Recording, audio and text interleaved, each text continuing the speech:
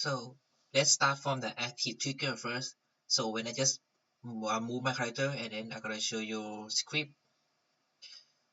Yeah, for the first one, and then the object is for the flow. So when I just click, yeah, first animation is move, and the second one, and correct the item, and then jump to get the second one and third one, and the object swing. So when you just put the object, yeah, I showed you a script. Inventory, pick up, and the last one I didn't make the group.